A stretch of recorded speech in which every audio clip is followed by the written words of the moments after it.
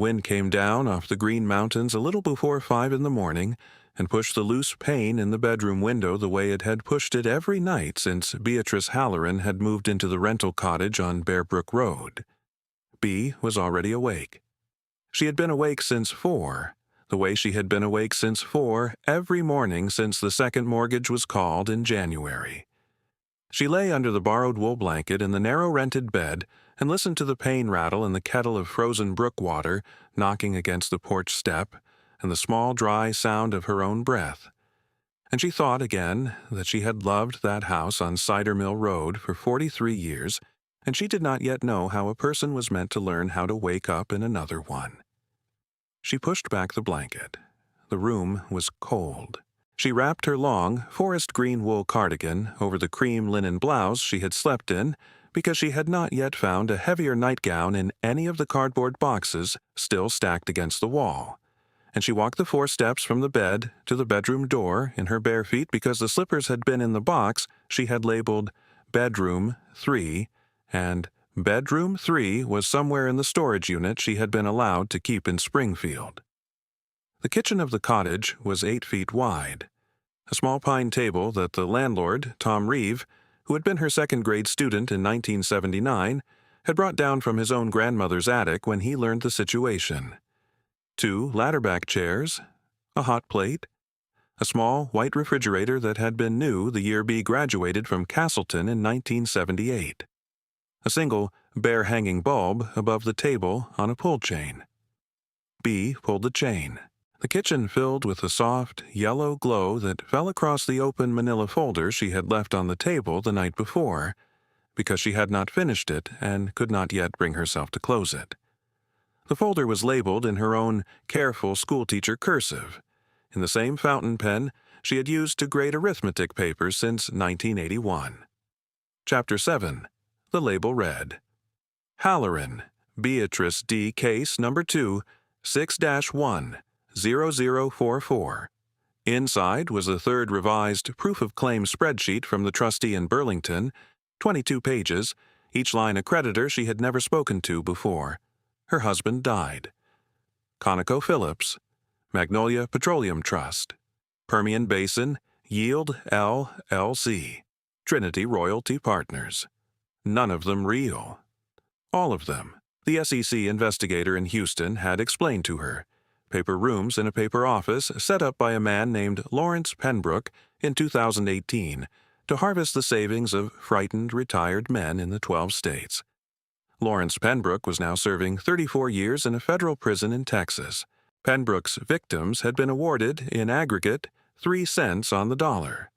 Patrick Halloran, her husband of 45 years, had put in $480,000 between March 2019 and August 2021.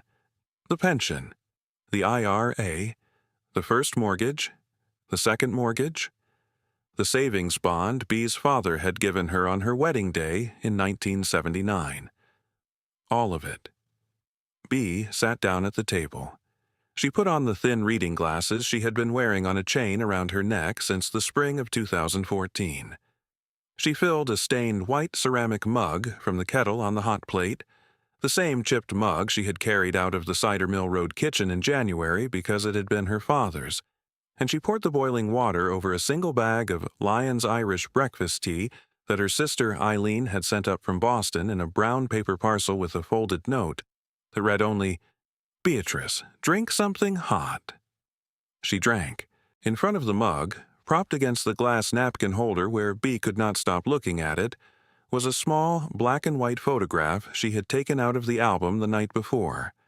It showed her father, Daniel Driscoll, in a white florist's apron, standing in front of the shop window painted in gold leaf with the words, Driscoll's Florist Est.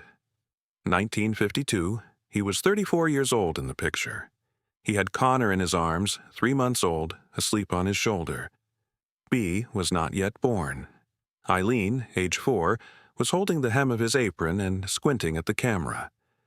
The date written on the back of the photograph in her mother Maeve's clipped hand was June 1956.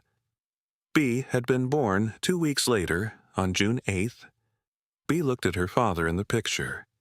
She did not have any memory of him at 34. She had memories of him only from 55 onward after the second heart attack, after he had let his beard grow gray and his shoulders go a little stooped under the weight of a small-town business that never quite paid for the heat in February. He had been the warmest man she had ever known. He had pinned a white shamrock to the stem of every bouquet that ever left that shop, and he had taught Bea to do the same when she helped him on Saturdays from the age of 9. And she had not pinned a shamrock to anything since the day she got married and walked down the aisle of St. Bridget's in Brook Hollow, with a bouquet her father had built her himself.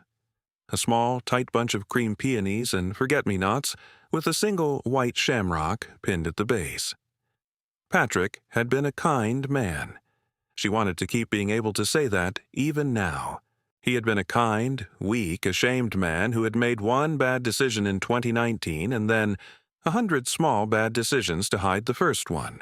And then he had died in their kitchen on a Tuesday morning in June 2024, sitting upright in his chair with the Sunday paper still folded on the table, and he had taken with him the right to ever be asked what he had thought he was doing. Bea closed the folder. She did not want to read the last page again. She had read the last page 70 times. The last page was the trustee's worksheet. After the sale of the Cider Mill Roadhouse in late January for $410,000, after the second mortgage of $310,000 was paid, after the lawyer's fee and the recording fee and the trustee's fee, there remained, against approved unsecured claims of $26,840, the sum of $2,460 in the estate. The trustee would distribute the $2,460 pro rata. The remaining $24,380 in claims would be discharged in Bea's name with no further obligation on April 30th, 2026. There was a thing the lawyer in Burlington had said to her at her last hearing, which Bea had not been able to stop hearing. He had said, "Mrs. Halloran, the discharge does not give you back anything. It only stops the taking. You'll need to find what you have on your own." She finished the tea. The kettle had cooled. The bulb above her swung very slightly when the wind hit the pane. She stood. She rinsed the mug. She set the mug upside down on the wooden rack. She put on her tan leather ankle boots and her long brown wool overcoat and the cream cashmere scarf Patrick had given her for their 40th anniversary, which she had not yet been able to bring herself not to wear. She put the Celtic knot pendant under the collar of the blouse because the cold air bit at the silver. She picked up her soft brown leather satchel from the hook by the door. She went out into the iron blue Vermont morning. The walk from Bear Brook Road into the village of Brook Hollow was 1 mile. She walked it slowly because she had been a fast walker all her life, and the bankruptcy had taken even that. The road wound down through naked sugar maples and past the boarded-up Whitcomb Dairy Barn and across the small stone bridge over Bear Brook itself, where the ice was still 6 inches thick in the slack water under the rail. The sun had not yet come up. The eastern sky over the ridge was the color of weak tea. She had been walking into the village every morning since she had moved into the cottage. She told Eileen on the phone it was for the exercise. It was not for the exercise. It was because the cottage was too quiet at first light, and the village at least had the bakery and the lit window of Mary Penniman's apartment above the post office, and the slow cough of Hal Beaudry's plow truck warming up at the town garage, and because Bea was a small-town woman, and a small town at 5:30 in the morning was still the kindest company she knew. She came into the village by way of South Main and turned at the granite war memorial that bore her father's older brother's name. Sean Driscoll. Killed in action. France. October 1944.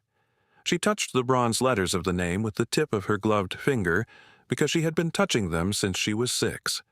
She walked up Main Street under the unlit street lamps. She passed Penniman's Bakery, where the yellow window glow leaked out over the snow, and Mary Penniman, who was 64 and the granddaughter of the woman who had taught Bea to make brown bread in 1969, gave a small, slow wave from inside without coming to the door. Bea gave a small, slow wave back. She passed the post office. She passed the closed barber shop. She passed the empty real estate office and the hardware store with its lights still off and the door of the church hall where the bingo had been on Wednesdays since 1949. She walked all the way to the dead middle of Main Street where Driscoll's Florist had stood at the same address since June 4th, 1952, when her father had hung the cursive neon sign with his own hands and Bee's mother Maeve had wept at the top of the stepladder because she had thought, even then, that nothing in their life was going to last. The shop had been boarded since 2011. Bee knew this. She had driven past the shop 1,000 times in 15 years. She had not, in those 15 years, ever stopped the car and crossed the street and stood in front of it. She did not stop now, either. She walked, the way she had walked it every morning that winter, on the opposite sidewalk, with her eyes on the cobblestones at her own feet. She got as far as the corner of Main and Elm. Then, with no part of her quite deciding it, she stopped. She turned around. She crossed Main Street at the unlit crosswalk by the War Memorial. She walked back along the boarded side.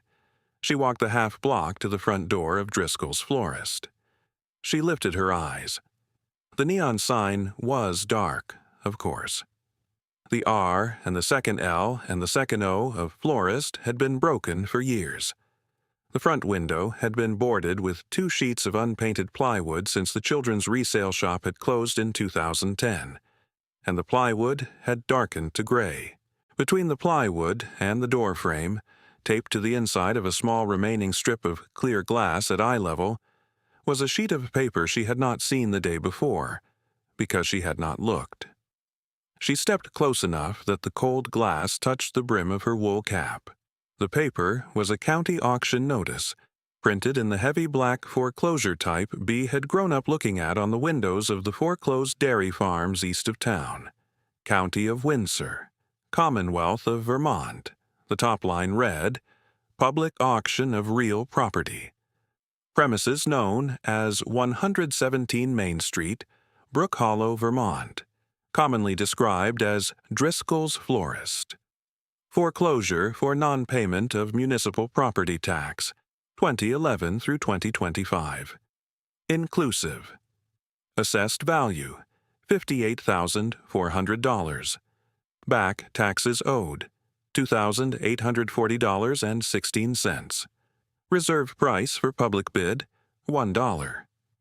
Bid date, Tuesday, March 3rd, 2026, 9 a.m. Windsor County Courthouse, Woodstock, Vermont.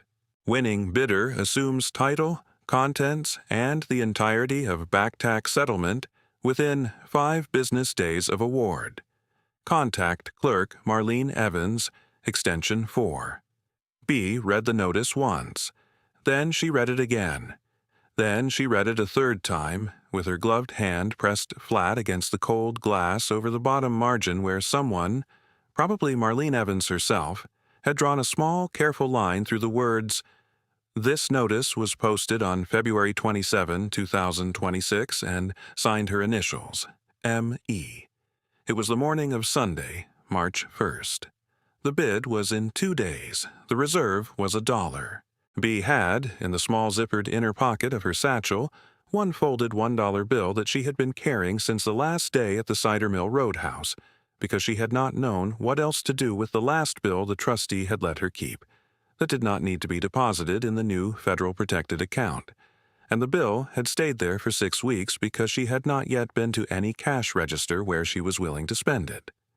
She stood at the boarded window of her father's shop in the iron-blue first light of a March Sunday in Vermont, and she said, out loud, in a voice that surprised her by being steady, "Well, Dad, I suppose that's a sign if I've ever seen one." She did not cross herself. She had not crossed herself since Patrick died. She did, however, lift the gloved hand from the glass and lay the palm flat against the boarded plywood, the way she would have laid it on the lid of a casket.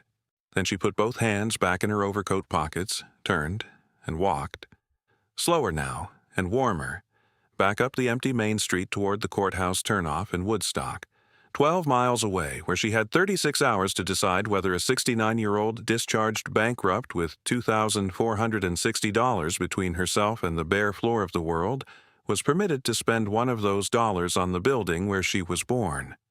She did not go straight to Woodstock. She went home. She made a second pot of tea.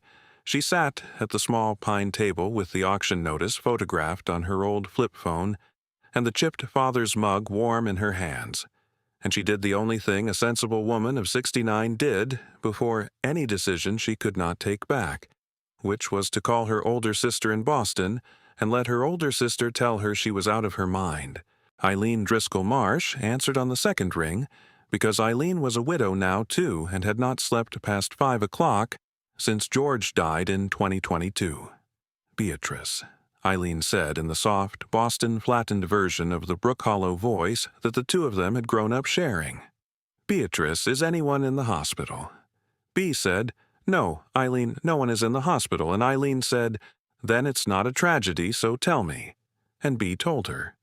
She told her about the auction notice. She told her about the dollar in the satchel. She told her about the line in the cider mill house lawyer's voice in Burlington, the one about the discharge only stopping the taking. She did not have to tell Eileen anything about the shop. Eileen knew everything Bea knew about the shop and a great deal more besides, because Eileen was 4 years older and had been the one who used to count Saturday morning daffodils into bunches of 7 on the long oak counter when Bea was still being kept in a wooden playpen on the floor behind the cash register. Eileen was quiet for a long time. Then Eileen said, Beatrice, what is the rest of the building like? Bea said, I haven't been inside the building since 2011. Eileen said, You should go look at the building before you bid. There may be a hole in the roof, Beatrice, that costs more than the entire estate the trustee left you. Bea said, Marlene Evans has the key. Eileen said, Then call Marlene Evans and ask her to walk it with you before tomorrow night. And then call me back. Don't bid on a building you haven't stood inside of, Bea. Daddy wouldn't have, and he was the most romantic man we ever knew. Bea agreed. She hung up. She held the phone in both hands for a long moment, because she had not been spoken to in the older sister voice since George's funeral in 2022, and the older sister voice was a thing she had not realized she had been missing. Then she dialed the number printed on the bottom of the auction notice, the main line for the Windsor County Courthouse, and she gave her name to the after-hours service and asked for Marlene Evans to call her back when she came in on Monday morning. Marlene called at 7 minutes after 9 on Monday, March 2nd. Marlene was 61 years old, the granddaughter of Driscoll's old neighbor Henry Evans the cobbler, and she had been the clerk of court in Woodstock for 19 years. She remembered Bea from the funerals of both of Bea's parents. Mrs. Halloran, Marlene said, and Bea could hear in the small, careful pause before the rest of the sentence that Marlene already knew about the cider mill house. Mrs. Halloran, I was hoping you would call. Yes, of course I'll meet you at the building. Today at noon. I've had the back tax foreclosure key in my desk for 14 months. I would be glad to give you a look. Bea drove the 8 miles from Bear Brook Road to the village in the small green Toyota Camry the trustee had let her keep because the blue book on it was below the Vermont exempt threshold. She parked in the diagonal slot in front of Penniman's Bakery at 5 before noon.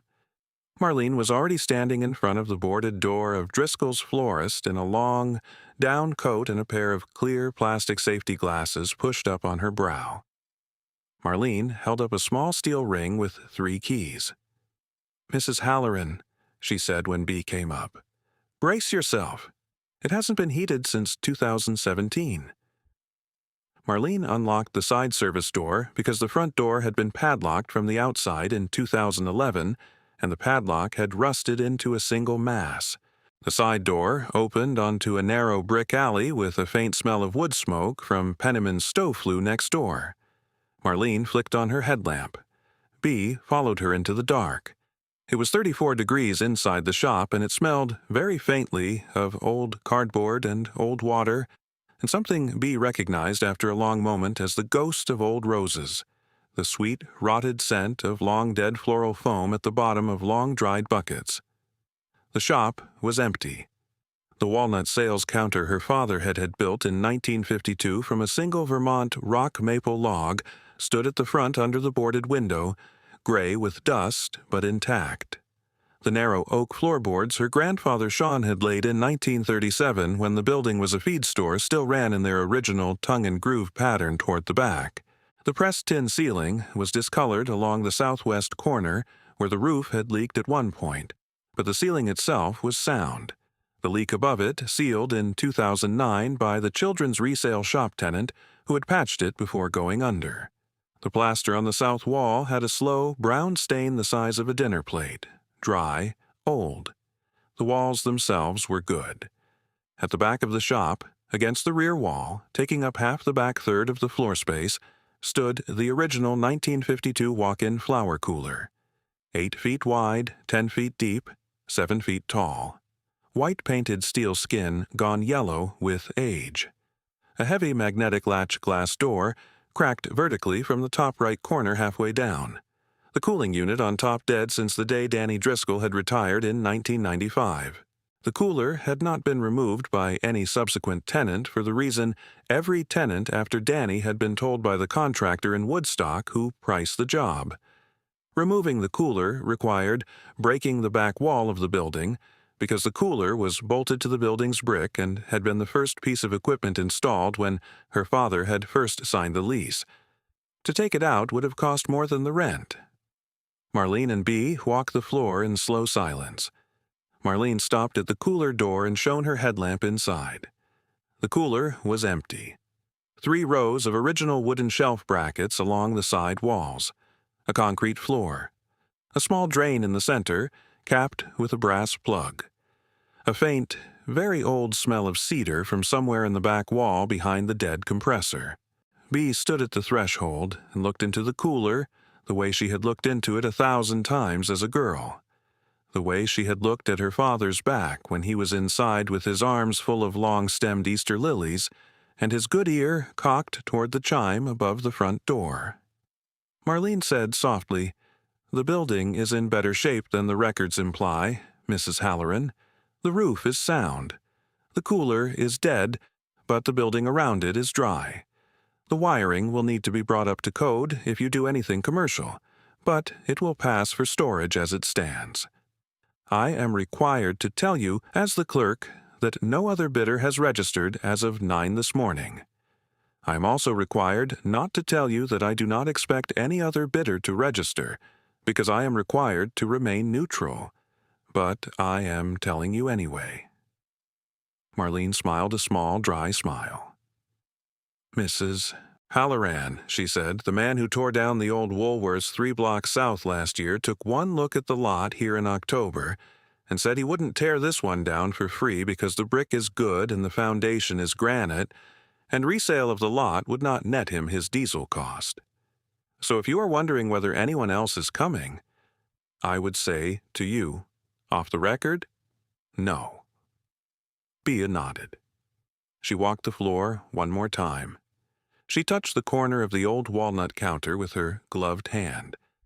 She walked the length of the south wall and stopped at the small framed shadow on the plaster, the rectangle of less faded paint, where her father's framed Brook Hollow Chamber of Commerce certificate had hung from 1959 until 1995. She touched the rectangle of paint with 2 fingers. She came back to Marlene at the cooler door. She said, "Marlene, what time does the bid open tomorrow?" Marlene said, 9 in the morning. Courthouse, 2nd floor. Window 6. Bea said, "I will be there." Marlene said, "I thought you would. I will save you a chair." Marlene locked the side door. The 2 women walked back to Marlene's truck, which was parked in front of the courthouse annex 2 doors down, and Marlene put the steel key ring back in her coat pocket and looked at Bea over the open driver's side door.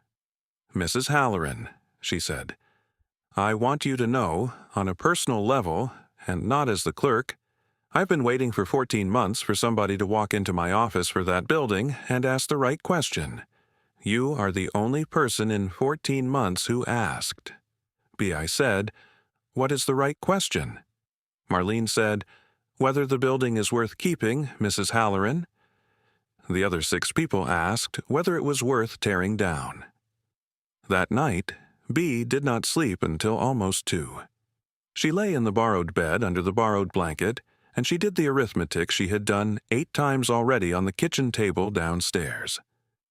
$2,840 in back taxes. $2,460 in the estate the trustee would release on April 30th. A gap of $380. Eileen had said on the phone at 8 that evening, "Beatrice, I will wire you $400 tomorrow morning. Do not argue with me. It is from George's pension, and you have spent 30 years feeding my children sandwiches in your kitchen, and I am wiring you $400, and you will not say a word." B had said, "Eileen, I will pay you back." And Eileen had said, "Beatrice Driscoll Halloran, you have paid me back in ways that have nothing to do with money since 1956, so shut your mouth and let me wire it." She slept finally a little before 2, and she dreamed for the first time in many months, not of Patrick's chair at the kitchen table on Cider Mill Road, but of her father standing inside the walk-in cooler in his white apron with a long stem of cream peonies cradled across one forearm, looking out at her through the cracked glass door, and not speaking, only smiling. She was at the courthouse in Woodstock at 8:32 the next morning. The courthouse was a square, red-brick building from 1894 with white granite steps and a copper-roofed clock tower that had been running 38 seconds slow since 1968. B climbed the steps in her tan ankle boots and her long brown overcoat. She passed through the metal detector. She climbed the marble stairs to the 2nd floor. She found Window 6. Window 6 was a single oak counter behind a square of clear plexiglass set into the wall outside the clerk's office. Marlene Evans was sitting on a tall wooden stool behind the plexiglass, in a dark gray cardigan and the same clear safety glasses pushed up on her brow. Marlene saw B, and she opened the small brass speaking grill in the plexiglass. "Mrs. Halloran," Marlene said. "Welcome. Please come and sit. There is a chair on your left. The bid opens in 20 minutes. No other bidder has appeared. No other bidder appeared in the 20 minutes. No other bidder appeared at 9:05, or at 9:10, or at the 9:15, when Marlene said gently through the brass grill, "Mrs. Halloran, the auction is now formally open.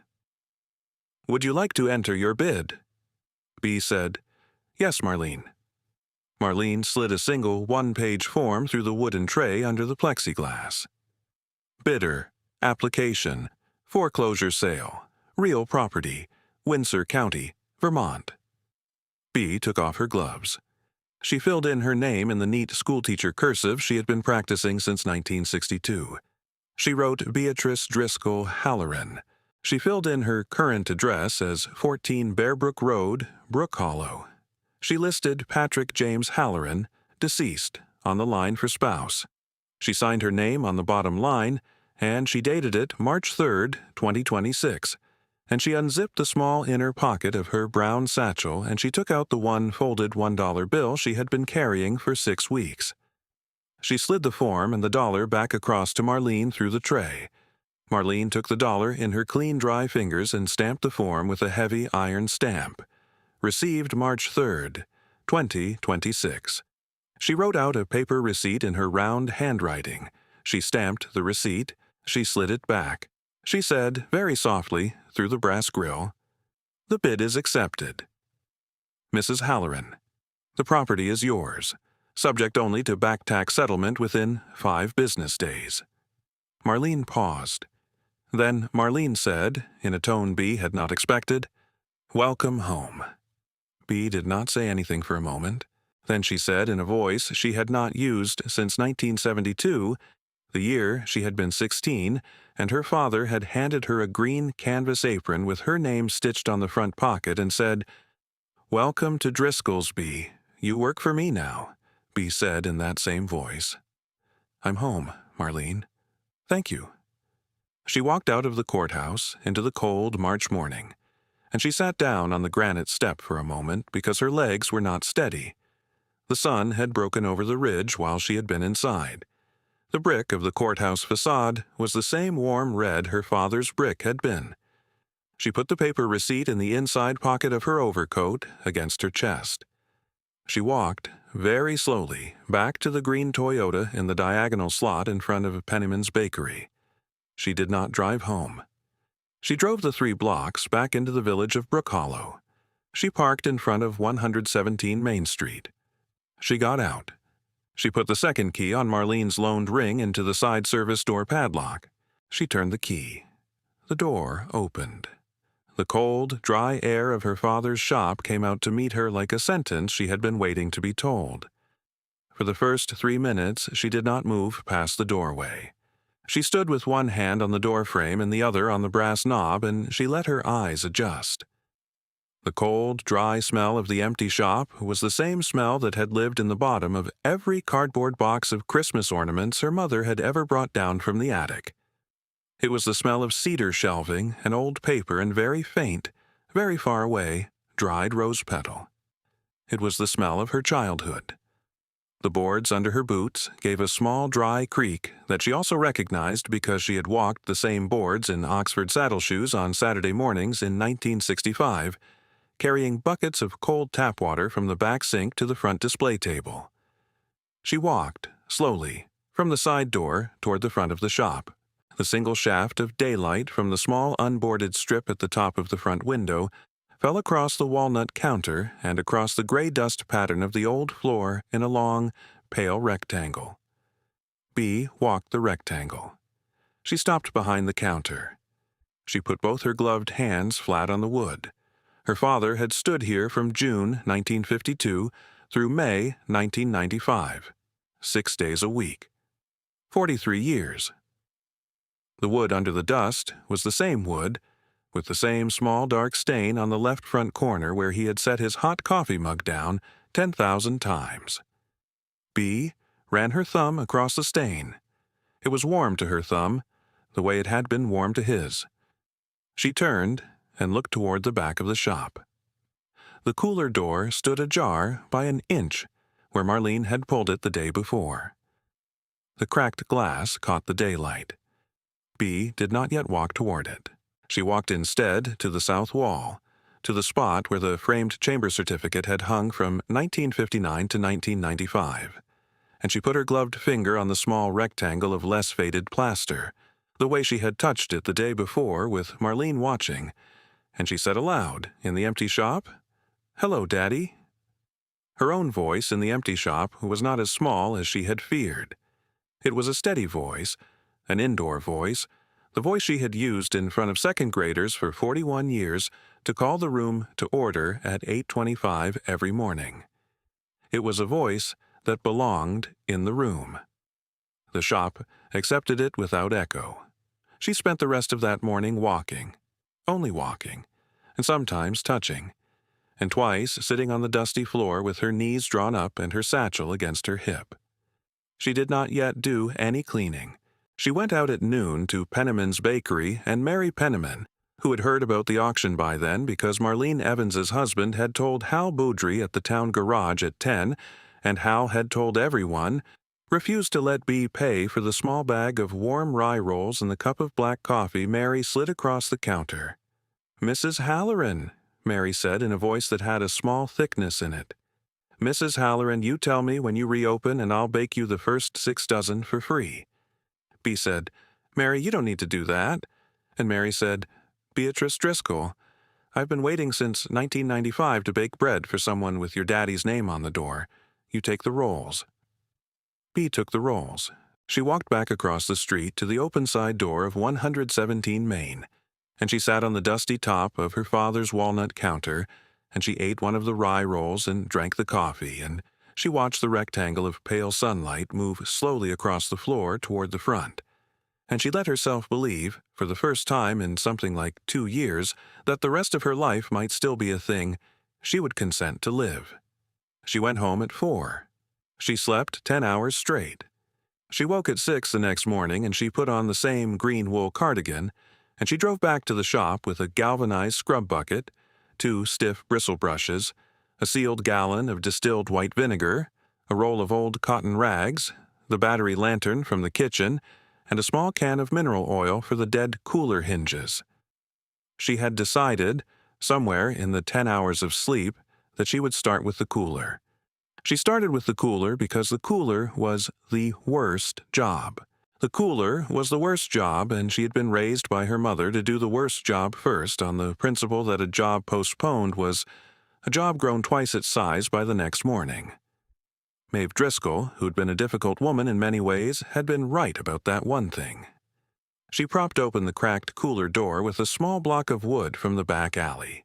She set the battery lantern on the floor in the center, where the brass-capped drain hole was. The interior of the cooler bloomed with warm amber light. The 3 rows of cedar shelf brackets along both side walls were intact, the cedar gone dark with age, but the grain still good. The concrete floor was sound. The back wall, against which the dead compressor still squatted on its rusted iron bracket, was the back interior wall of the cooler itself. A single sheet of white-painted galvanized steel with a flat cedar wood-facing panel mounted at chest height, 14 inches square, held by 4 flathead wood screws at the corners. Bea looked at the panel. She had not seen it before. She had not, in all the years of her girlhood, ever looked closely at the back interior wall of the cooler. The panel was the same color as the cedar shelf brackets, but slightly darker, slightly older, slightly out of square.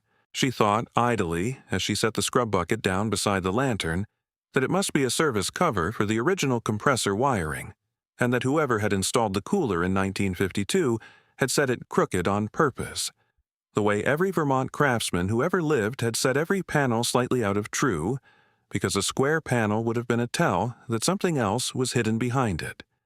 She wet a rag in the bucket and started on the cedar shelf brackets first. She worked slowly. She was 69. She rested every 15 minutes on a folded canvas tarp she had laid on the cooler floor. By 11, she had cleaned both side walls and the inside of the cracked glass door. By noon, she had washed the concrete floor. By 1, she was standing in front of the dead compressor on the back wall with her hands on her hips, breathing a little hard, and she was looking at the cedar panel. She thought she would unscrew the panel and check the wiring behind it, because she did not want to call the licensed electrician from Springfield to walk the building and until she had cleaned to bare metal what could be cleaned to bare metal. She took the small, flathead screwdriver she had bought at Driscoll's Hardware that morning, the one Charlie Driscoll had pressed into her hand with both his hands and refused her money for, and she fitted it into the first screw at the top left corner of the panel. The screw came out easily. She thought dimly, somebody has had this panel open more recently than 1952. The thread of the screw was clean. The second screw, at the top right, came out as easily as the first. The third screw, at the bottom left, was rusted and required her to brace her shoulder against the steel side of the cooler and lean her full weight into the screwdriver. The screw broke loose in its hole with a small dry pop that she felt through her collarbone. The fourth screw, at the bottom right, was the easiest of all. It came out as if she had only set it the week before. She held the 4 screws in the palm of her left hand and looked at them. They were old steel, 50 years old at least, but the thread on 3 of the 4 was still bright. They were not original. They had been removed and put back at some point. She set the 4 screws on the dead top of the compressor. She put both her palms flat against the cedar panel. She pulled. The panel did not so much come away as fall toward her. It was hollow behind. She had braced her arms for resistance, and there was none. She stumbled half a step back. The panel landed against her chest with the soft thump of a thin piece of dry old wood, and she caught it with both hands and lowered it slowly to the concrete floor beside the lantern. She did not, at first, look into the hole. She knelt. She put her hands on her knees. She breathed. Then she leaned forward into the warm, amber pool of lantern light, and she looked. There was a hollow space behind the panel, 6 inches deep, about 14 inches square. The back wall of the hollow was the rough red brick of the building itself, the same brick the storefront was made of. The hollow had been deliberately built. Whoever had installed the cooler in 1952 had cut the back interior steel skin and faced it with the cedar panel and left the brick of the building bare behind. It was a small built-in safe, the way a stonemason builds a cavity behind a fireplace, the way a carpenter builds a cubbyhole into a closet wall. In the bottom of the hollow, resting on a small folded square of yellowed white cotton cloth, was a rusted, blue metal biscuit tin, about 8 inches square, the lid sealed shut with a strip of brown cloth tape, gone brittle and yellow at the edges. The painted-on lettering on the lid was barely visible under the rust, but Bea, on her knees in the cooler in the lantern light, could read the words. Sunshine Biscuits, Wafers, New York. The tin was the kind her grandmother Ithna had kept on the top shelf of the kitchen sideboard in 1962 for the rosary beads on Sundays and the pension envelope on the first of the month. Bea reached in with both hands. She lifted the tin out, slowly, the way she would have lifted a sleeping infant. The tin was heavier than it should have been for an empty tin, and lighter than it should have been for a tin full of biscuits. She set it on her thighs. She sat back on her heels. She pried at the brittle cloth tape with the corner of her thumbnail. The tape came away in small dry strips. She lifted the lid. Inside, on top of a small folded sheet of waxed paper, were 2 rings. The first ring was a heavy gold claddagh band, a hand holding a heart with a crown above the heart, the gold so worn at the shoulders of the band that the relief was almost rubbed smooth, the gold itself the soft, warm color of old gold. Bea picked it up and held it up to the lantern.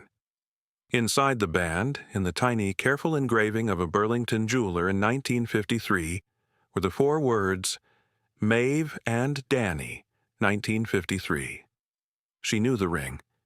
It was her father's wedding ring. It had been on his left hand every day of her life, until the morning she had stood with Eileen and Connor at the open casket in Brook Hollow in May 1996, and had seen, for the first time in 44 years, that his left hand was bare. They had assumed at the time that the funeral home had removed the ring and forgotten to return it. They had been told by the funeral director that this was probably what had happened. They had let it go. They had buried him without it. They had assumed. The second ring, smaller, was tarnished silver, a silver claddagh. The hand and the heart and the crown worked in heavier old silver with deeper relief, the band thicker, the silver itself dark in the grooves and bright on the high spots where a thumb had worn it for many years. Inside the band, in much older lettering, were the 3 characters S.D. and the 4 characters Cork and the 4 numerals 1898. Bea picked it up. She had never seen this ring. She had heard of it. Her father had spoken of it twice in her life, both times late at night in the kitchen on Cider Mill Road, both times after a small glass of Bushmills neither of his children was supposed to know about. He had said the first time, Bea, my father Sean wore a silver ring from the cork on his finger every day of his life. And the second time, the year before he died, in a voice slow with the bones of an old grief, he had said, Bea, my father's ring went missing in 1968, and I have never told your mother that I know exactly where it went. Bea held the silver ring in the palm of her hand. She did not, for a moment, breathe. Under the rings, under the folded sheet of waxed paper, were 3 rectangular sheets of printed paper, slightly stiff, slightly tan with age. United States Treasury Bearer Bond. Series of July 1972. Denomination $1,000. Coupon 6 1/2%. 3 separate certificates, fanned in a small overlap, the watermark visible through the lantern light when she lifted them. Beneath the bonds, folded once down the middle, lay a 5-page handwritten letter on yellow legal pad paper. The top page was dated April 14, 1996, in the careful slanted left-handed script of her father, and the salutation, in the same script, was the single word, daughters. B lowered the letter back into the tin. She closed the lid of the tin gently. She set the tin on the concrete floor beside the lantern. She put both her hands over her face. She sat on her heels on the floor of her father's old walk-in cooler in the warm, amber lantern light. And she cried, in the long, quiet way she had not let herself cry since the morning Patrick had not gotten out of his chair at the kitchen table, for almost 20 minutes, without sound. When she could breathe again, she wiped her face with the cotton rag she had been using to clean the cooler. She did not yet stand. She lifted the lid of the tin again. She took out the folded yellow legal pad letter. She straightened the 5 pages across her knee. She unfolded her thin reading glasses from the cord around her neck, and she set them on the bridge of her nose. She held the first page up to the lantern light. She read, in her steady second-grade teacher's indoor voice, the way she had always read aloud to herself when she needed the words to make it into her chest. Daughters, the letter began. I have known for 2 months now that I am dying. The doctor at Fanny Allen in Burlington said in February that there is a tumor in my pancreas the size of a walnut, and that no surgery will reach it, and that I have until summer maybe. He gave me 6 weeks. I have spent 5 of them not knowing how to tell your mother. I will tell her this Sunday after Mass, because I will need a priest in the next room for what comes after, and because Father Brennan will be at the parish house for tea at 4. Eileen, B. I am writing this because there are some things in this shop I do not want your mother to be the first to find.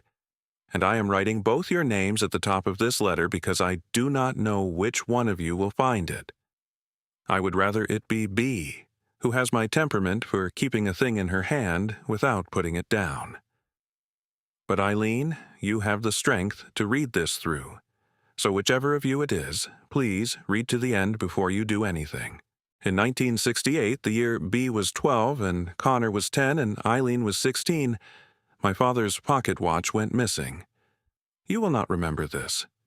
Your mother told me it was lost off the dresser at the lake cottage that summer. I let her say it. I knew within a week that she had taken it on. The Monday morning, we got back from the lake and walked it down to McCarthy's pawn in Rutland and pawned it for the $87 she needed to pay the electric bill. She had not told me she had not paid since April. I knew because Brendan McCarthy was a Mass-going man and he came down to the shop on the next Friday with a small brown envelope in his hand. And he set the envelope on the counter, and he said, Dan, your wife was in on Monday. The watch is on a 90-day hold under my own name, no fee, the back room only. Your wife will not see it on the floor. I appreciate you, Brendan, I said. I did not have the $87 to redeem the watch. Brendan held it on personal hold for 16 months. In June 1969, I redeemed it from him with the cash from a single funeral arrangement I built for the Pettigrew family the same week. I never told your mother. I put the watch in the safe deposit box at the Brook Hollow Trust until I could think what to do with it.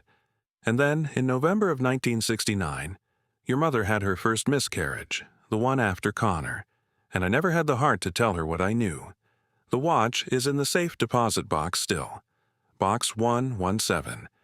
The key is taped to the underside of the third drawer of the small oak desk in the back office. It will be your mother's after I'm gone by default, but she does not know that the watch is in the box. She thinks the watch was lost in 1968. The watch was your grandfather, Sean Driscoll's wedding gift from his own father in 1923. And I would like it to come to one of you, not to her. The silver ring in this tin is also your grandfather, Sean's. It was on his finger when he came across from Cove on the steamer in 1898 at the age of 19, and it was on his finger when he died in 1959. Your mother held it in her left hand at his wake. She slipped it off his finger before the casket was closed. She told me on the drive home that she had taken it, and she told me she would have it sized down for her own ring finger because his hand was thinner than hers. I never said anything. She did not have it sized. The ring stayed in her jewelry box for 3 weeks. Then it disappeared. I never asked her where. In 1985, your brother Connor's confirmation ring went missing the week he made his confirmation. Your mother said the ring had been stolen out of the cloakroom at the parish hall. The ring had not been stolen out of the cloakroom at the parish hall. I knew this because Brendan McCarthy's son Liam, who had taken over Brendan's shop, came down to me that next Tuesday with a small white envelope, and he said, "Mr. Driscoll, your wife was in yesterday with a boy's silver confirmation ring engraved with the letters CPD, and I had it on the back shelf within the hour, no fee, your name on the tag. I redeemed Connor's ring in 1986. I gave it back to him in 1992 when he graduated from Toronto, and I told him I had found it in a coat pocket in the attic, and he believed me, and I have lived with that lie for 14 years. I am not writing to ask you to forgive your mother for these things. She is a frightened woman. She has been frightened since the Depression. Her own mother pawned my mother-in-law's wedding band twice in 1933, and I think she has spent her life trying to pawn things back into the same shape of safety. I do not understand it. I do not blame her for it. I want you to know that I understood it long before either of you were old enough to be told, and that I made a decision in 1972, the year my father-in-law Patrick O'Shaughnessy died, and your mother inherited $400 and immediately asked me if she could quote-unquote hold my own father's silver ring for safekeeping, that I would not put another single thing she could turn into cash within her reach for as long as I lived, and I would do my best by my own hand to leave whatever I had to leave for whichever of you needed it most, where she could not find it. I built this cavity behind the cooler myself in the summer of 1972. I unscrewed the cedar-facing panel of the original 1952 service cover one Sunday morning while your mother was at Mass, and I cut the steel back of the cooler with a hand-held tin snips, and I faced the cut with the same cedar panel. And I have put back into this cavity, at intervals through the years, the things I could not bear to lose. I redeemed my father's wedding ring from your mother's jewelry box in 1959, the week after my own father's funeral, the night she was at her sister's, and I put it in this tin in this hollow in 1972, and it has been here every day since. I redeemed my own wedding band off my own finger in March 1996 when I knew where this was going, because the funeral director's bill, your mother told me last week, would be paid by selling my ring, and I will not have my ring sold by my widow to cover my own funeral expenses. I have replaced it on my hand with a plain brass band from Driscoll's Hardware that nobody is going to look twice at. The gold ring you find in this tin is the wedding ring your mother put on my finger in St. Bridget's on May 9, 1953, and I would like it to come back to one of you who will keep it. The 3 bonds I bought with cash in July 1972, in small amounts over 6 weeks out of the cash drawer of the shop, and I have never told your mother they exist. They are bearer bonds, which means whoever holds them owns them. No name on file, no taxes paid. They were $3,000 in 1972. At the 6.5% coupon, redeemed in 2026 or after, they should be worth somewhere between $10,000 and $12,000, which would have been the price of a small house when I bought them, and which I expect will be the price of a small chance when one of you finally needs it. I would like the silver ring to go to whichever of you has kept the closest in your heart to where my own father came from. I would like the gold ring to go to whoever is the one to find this letter, because the finding is itself a kind of decision. I would like the bonds to go to whichever of you needs them most when you read this. I am sorry I did not find a kinder way to leave it. I am sorry I am not there to put these things in your hand myself. I want you to know I have loved the 3 of you the way a man loves the rain in a long, dry summer. And I have loved your mother the way a man loves a river he has had to cross every morning of his life for 43 years. I'm tired now, daughters. I'm going to put this letter in the tin, and I'm going to put the tin behind the panel, and I am going to walk home for supper, and I am not going to tell your mother any of this, because she would not believe me and because the not telling has been the longest love I have known. Your dad, Danny. Bea lowered the last page of the letter to her lap.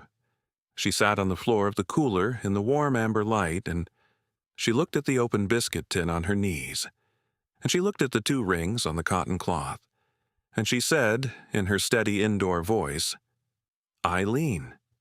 Connor. I'm so sorry." She sat with the open tin in her lap for another long time. Then she stood, slowly, because her knees were not what they had been. She closed the tin. She carried it out of the cooler, across the dusty floorboards of the shop to the walnut counter at the front. She set the tin on the counter, in the long, pale rectangle of daylight that came through the small strip of unboarded glass. She set the letter beside the tin, the 5 pages weighed down with the smooth river stone she had brought in her satchel for no reason she could have named that morning. She set the 2 rings, gold and silver, side by side on the cotton cloth, the way a jeweler would set them, in the rectangle of light. She took out her flip phone. She dialed Eileen. Eileen answered on the first ring. "Beatrice," Eileen said. "Is anyone in the hospital?" Bea said, "No, Eileen, can you come to Brook Hollow tomorrow?" Eileen said, "Beatrice, what is in your voice?" Bea said, "Eileen, I found Daddy's wedding ring." Eileen said nothing for a long moment. Then Eileen said, in the same Boston-flattened Brook Hollow voice she had used the morning her husband had died, "Beatrice, I will be on the 8 o'clock train tomorrow morning." Eileen took the 8 o'clock Vermonter out of Boston the next morning. Bea picked her up at the station in White River Junction at 11:30. The sisters did not speak much in the green Toyota on the drive south through the Bear March Hills to Brook Hollow. They had not needed to. Eileen rode with one hand laid flat on the dashboard the way she had ridden in cars with Bea since 1965, and Bea drove with both hands on the wheel the way her father had taught her in 1972. They did not go to the cottage. They drove straight to 117 Main Street. Bea unlocked the side door.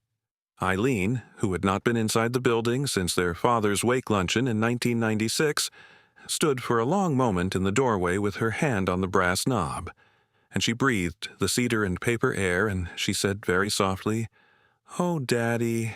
The shop. "Oh, Daddy." Bea walked her to the walnut counter. The tin was open. The 2 rings sat on the cotton cloth. The 5 pages of the letter were spread in a neat line under the river stone. Eileen put on her own reading glasses. She read the 5 pages standing at the counter, very slowly, without sitting down, without speaking, without looking up at Bea. It took her almost half an hour. When she came to the last page, Bea watched her older sister, who had not cried at her own husband's funeral in 2022, cry into the cotton cloth beside the rings, with both her hands pressed flat to her mouth. And Bea did not move from the counter, and she did not say anything because there are some pieces of news that an older sister has been carrying about her mother for 58 years that have to be allowed to come out the right way, in the right room. When Eileen could speak, she sat down on the dusty top of the counter beside the rings and she said, "Beatrice, I knew about the watch." Bea said, "You knew." Eileen said, "I was 16, Bea. I knew Mama had taken it. I knew Brendan McCarthy had it. I knew Daddy had let her say it had been lost. I knew, and I never told you, and I never told Connor, and I have carried that knowing for 58 years. Bea sat down beside her sister on the counter. The 2 of them sat there for a while in the cold, dry March air of their father's old shop with the open biscuit tin between them and the 2 rings catching the small rectangle of daylight. And neither of them said anything more about their mother for the rest of the afternoon, because the letter had said everything that needed to be said, and the not saying had been their family's longest love. Eileen stayed in Brook Hollow 4 days. She slept on B's narrow bed in the rental cottage, and B slept on the small canvas cot Tom Reeve carried over from his own attic, because there was no other furniture in the cottage and because neither sister was prepared to spend a night alone in the same building as the open tin. They put the tin on the small pine kitchen table at night. They moved it back to the walnut counter in the shop in the morning. They locked the side door of the shop every night with both bolts and the new padlock Charlie Driscoll had cut for B on the morning of March 4th at the hardware store, and Charlie had refused her money again, and B had not argued because she had begun by then to understand that Brook Hollow had been waiting for the door of Driscoll's Florist to be unlocked for a very long time. On the Thursday morning, the first Thursday of the rest of B's life, the two sisters drove together the 18 miles to the small brokerage office of Sheldon and Marsh in White River Junction.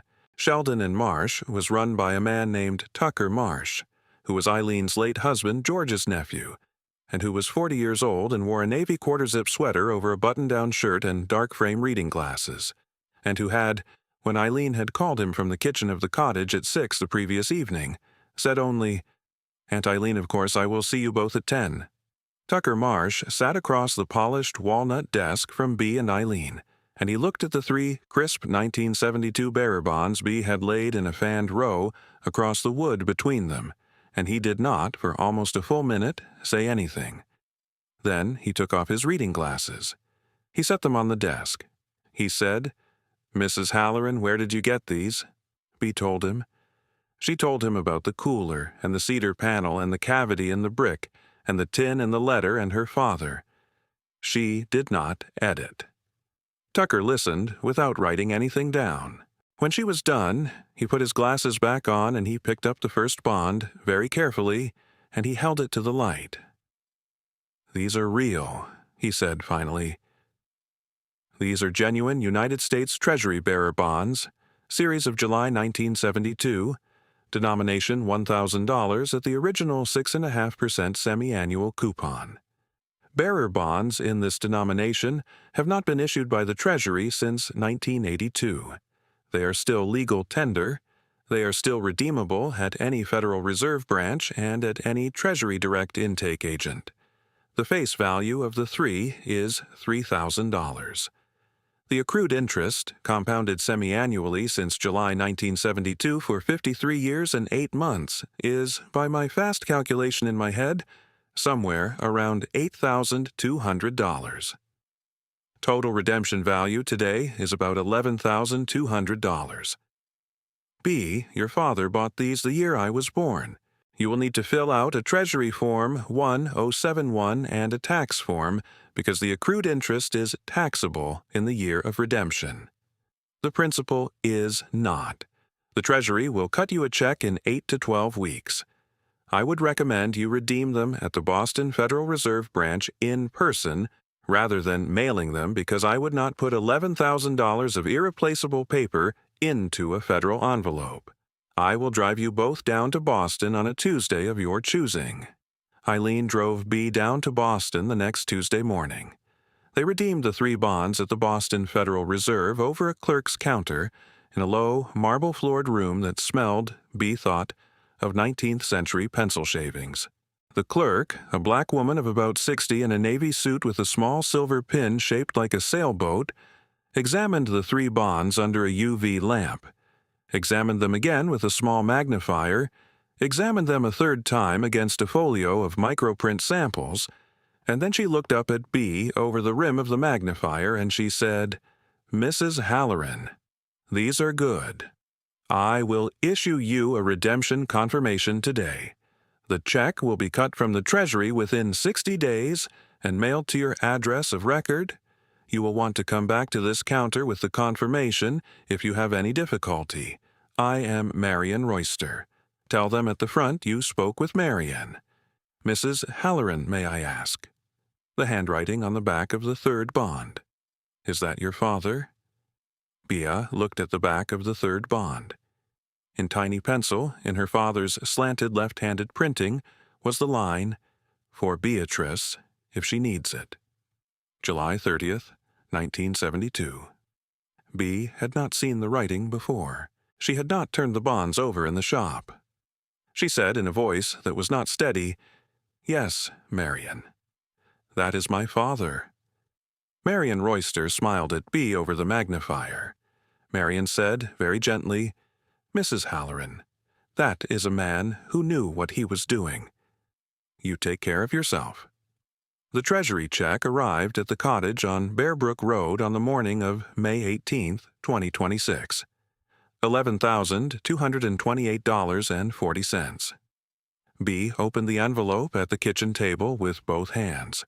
She drove that afternoon to the lawyer in Burlington, the one who had said the discharge only stops the taking, and she paid down to zero the entire remaining unsecured claim of $24,380 by paying back the trustee, who returned the funds to creditors at pro rata, and by setting aside the balance against the original second mortgage shortfall through a voluntary supplementary distribution that the lawyer told her she was under no legal obligation to make, and that B told him, in a flat schoolteacher voice she had not used on him before, she was going to make anyway because she was a Driscoll, and because no creditor of Patrick Halloran's was going to lose a dollar that B. Driscoll Halloran could put back in their hand.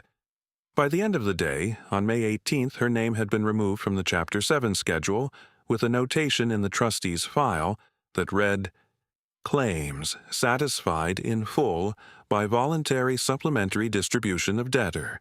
The lawyer in Burlington walked her down to her car in the parking lot. He held the door of the Toyota open for her. He said, "Mrs. Halloran, I have practiced bankruptcy law in this state for 22 years, and I have never had a debtor pay back unsecured claims after a no-asset discharge with cash they were not required to spend, and I do not expect to again." B said, "Mr. Sherman, my father would have done the same," and Mr. Sherman closed the door of the Toyota for her with both his hands. She had $804 left over. She spent it. She spent $230 on a licensed electrician from Springfield who brought the shop wiring up to commercial code in a week, with a small kindness on the bill for material at cost. She spent $110 on new glass for the cracked walk-in cooler door, fitted by Charlie Driscoll's son Connor at no labor cost on the condition that B would teach Connor's daughter Saoirse to read a bouquet recipe by July. She spent $90 on whitewash for the south wall, which she rolled herself with Eileen on the ladder in the second week of April. She spent $40 on a fresh ream of cream butcher paper from the print supply in Springfield.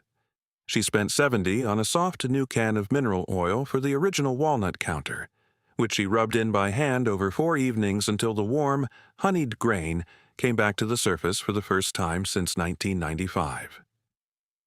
She spent $28 on a new brass bell for above the front door because the original 1952 bell had been pried off by a tenant in 1998 and pawned, the way so many things in her family had been pawned, and she could not find it.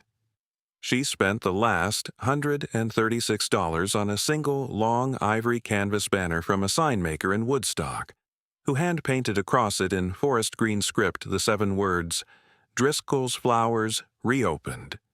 June 8, 2026.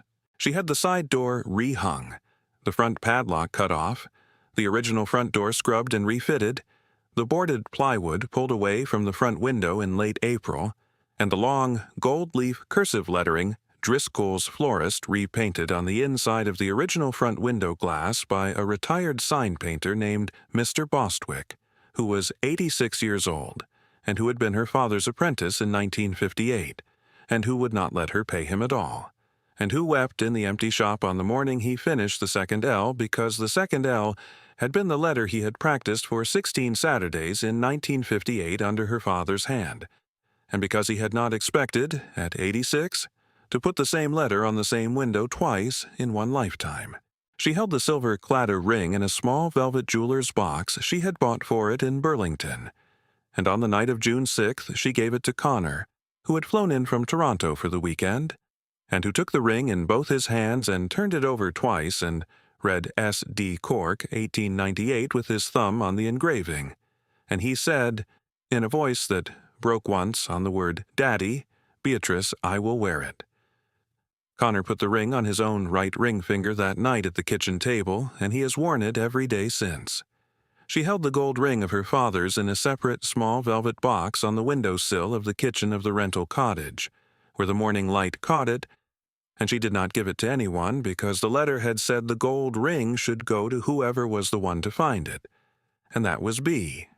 And Bea wore her father's wedding ring on a thin silver chain alongside her own Celtic knot pendant from then on, at her own throat, her own, where her father had said the finding was itself a kind of decision. Opening day was Monday, June 8th, 2026, Bea's 70th birthday. The sun came up over the Green Mountains at 5:14 in the morning. The temperature was already 62 by 7. The brick of the storefront was warm to the hand by 8, the way her father had told her 30 times in her girlhood that good Vermont brick should be warm by 8 on a morning in early June. Bea was at the shop at 6. She had ironed her cream linen blouse the night before. She wore the long, forest green wool cardigan over the blouse because the wool was her father's color, and the loose brown corduroy trousers and the tan ankle boots. The Celtic knot pendant and her father's gold ring were under her collar, against her breastbone, on the same thin silver chain. Mary Penniman delivered the 6 dozen rye rolls at 7:15 in 2 long ash baskets, free the way she had promised. Charlie Driscoll delivered a small white toolbox of every small replacement screw or hinge or hose fitting Bea could possibly need in her first year.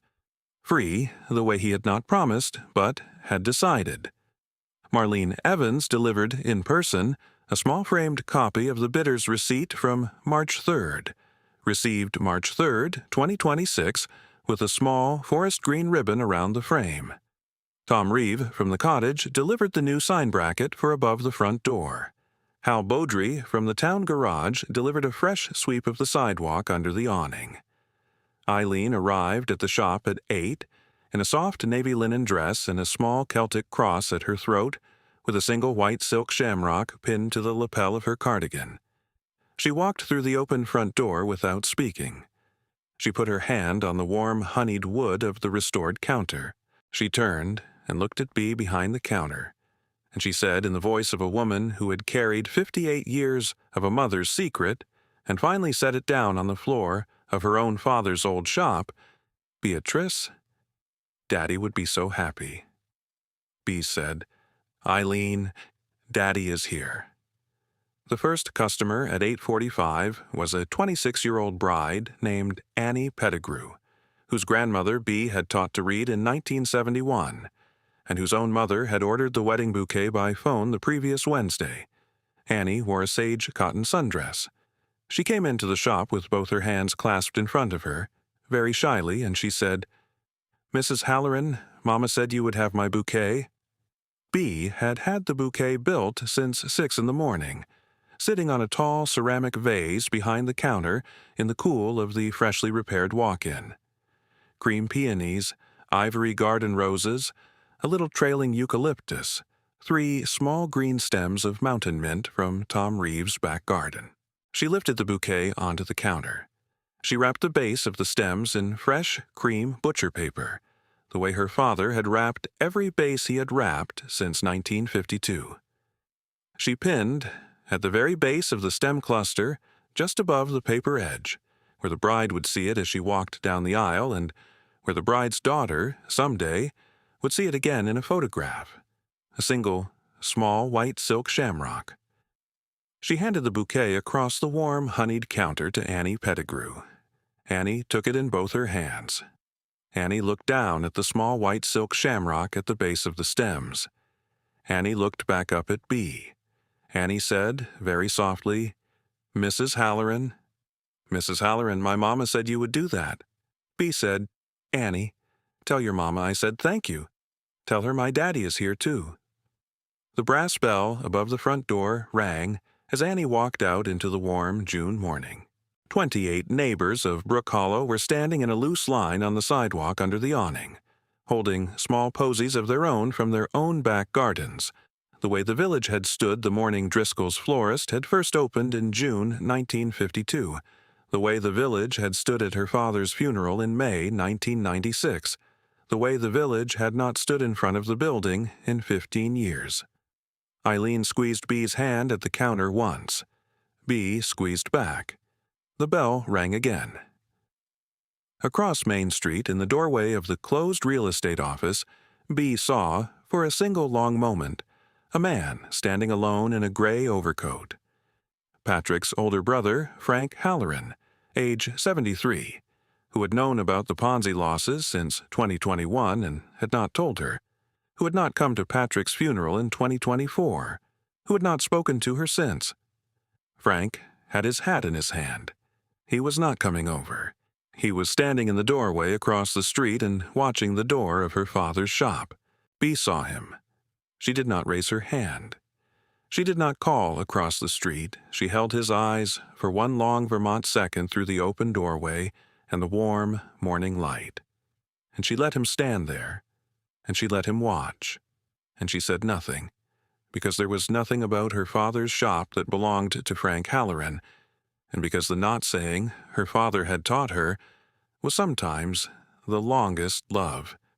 Then she turned back to the counter, and she lifted a fresh stem of cream peony from the tin bucket, and she began, in her steady indoor voice, to build the next bouquet of the rest of her life.